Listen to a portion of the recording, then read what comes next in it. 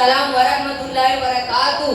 अरे नातू काका, आज उतने चमकीले कपड़ों में हो, क्या बात है? कहीं शादी पार्टी में जाने की तैयारी तो नहीं है? और ये हाथ में क्या गेट लिए हुए? अरे हबीब लाला, तुमको मालूम नहीं, आज मेरा बर्थडे। आज हमारे घर में उसी की धूमधाम है। और इस साल शोर न करे भाई, शादी सुने। बाबा और पीर साहब की दुआ से कारोबार बहुत अच्छा चला, इसीलिए आज का बर्थडे भी धूमधाम से मनाएंगे। अरे बर्थडे चढ़ने क्या होता है? मैं कुछ समझा नहीं, जरा मुझे समझा दो। अरे मुस्ताकिया, तू तो एकदम बुद्धू पक्ष और अकल से पैदल है। वो तो आजकल का छोटा छोटा बच्चा भी जानता है, तू नहीं जानता है। लगता है तू शायद आदिवासी है, क्या जंगलों में रहता है? अरे ओ डिब्बा जंगली, क्या जबान संभाल कर बात कर। बड़ा है अक्लमंद की औरत, मैं बुद्धू कहने वाला। याद रख ले, जो तालीम हमको ऊपर वाले ने दी है और जिस इज्जत है हमको नवाजा है, तुम्हारा घराना तो छोड़ो, तुम्हारा पूरा खानदान और कबीला भी उस मकाम पर कयामत तक भी नहीं पहुंच सकता है। अरे यार भाई साहब, तुम दोनों यहाँ क्यों लड़ रहे हो? इससे बेहतर है शमशान घाट में जाकर लड़ो। अरे नातू काका, ऐसा जरूरी नहीं कि हर आदमी को हर चीज का इल्म हो। और अगर आपसे कोई बर्थडे के बारे में पूछ रहा है तो बताना चाहिए, आपको सड़ जवाब नहीं देना चाहिए। और अगर आपको बर्थडे के बारे में मालूम नहीं तो फुलाने कुतुबुद्दीन मौलाना के पास चलो।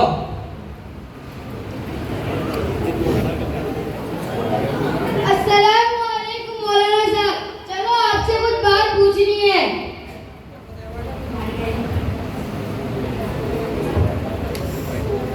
वालेकुम अस्सलाम।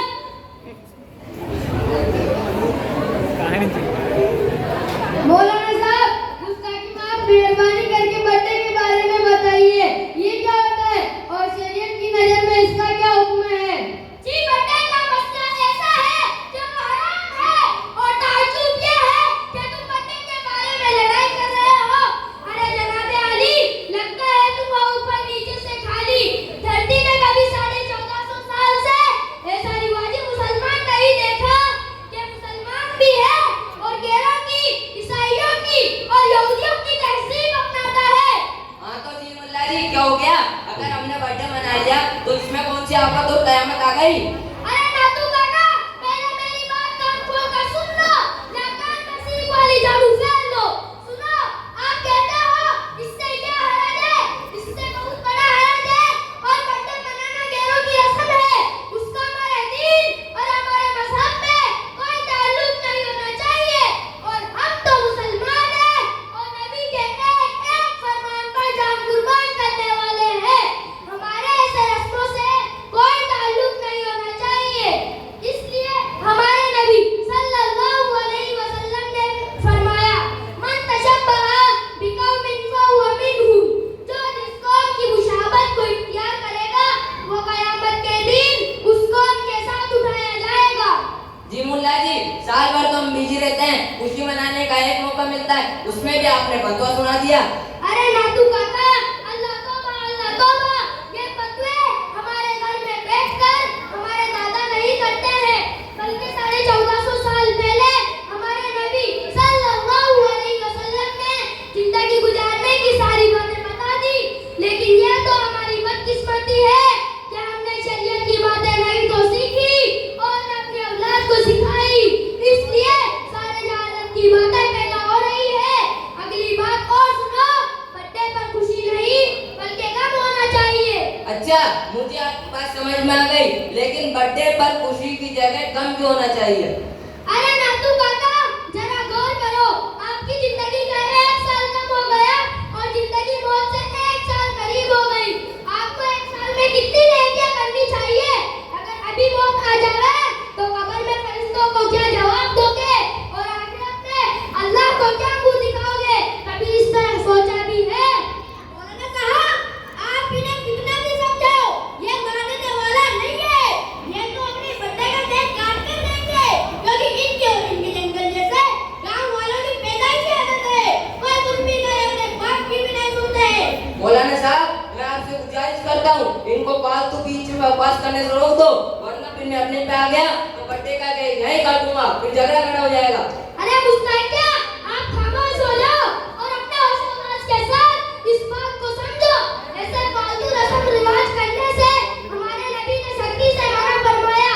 जब आपने कभी अपनी औलाद का बर्थडे नहीं बनाया और न किसी साहबी ने बनाया तो हम खुद सोच ले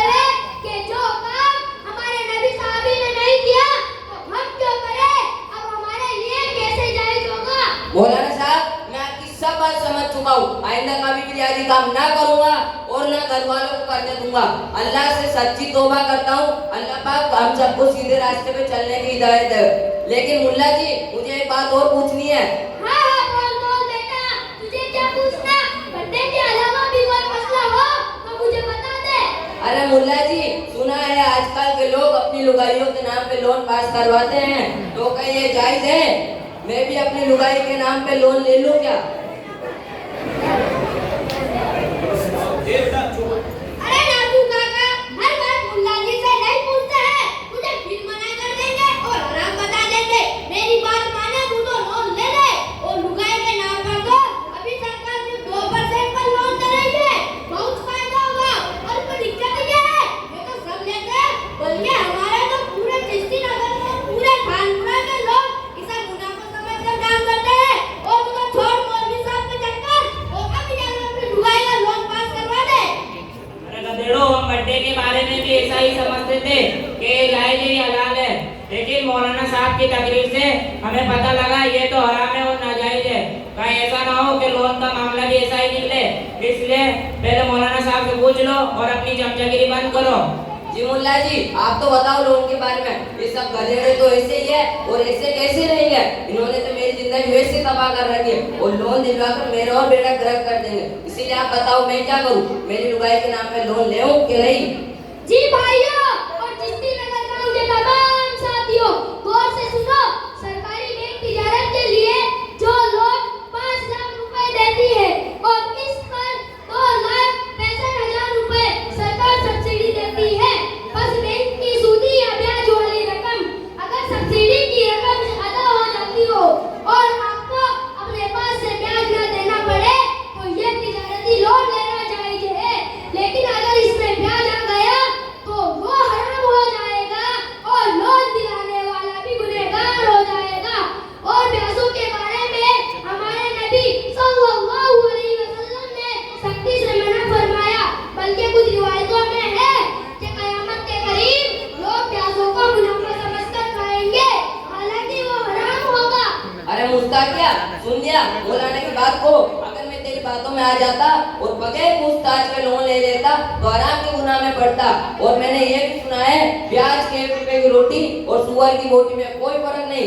जी मौलाना, इंशाअल्लाह जिंदगी में मुझे जब भी कोई काम पड़ेगा तो मैं आपसे रहबरी हासिल करूंगा। और लोगों से भी कहता हूँ अपनी अकल से काम ना करें, बल्कि जिंदगी के हर मोड़ पे उलमाओं से रहबरी ले लिया करें। अल्लाह पाक हम सबको सीधे रास्ते पे चलने की हिदायत दे। आमीन। अस्सलामु अलैकुम व रहमतुल्लाहि व बरकातुहू। वालेकुम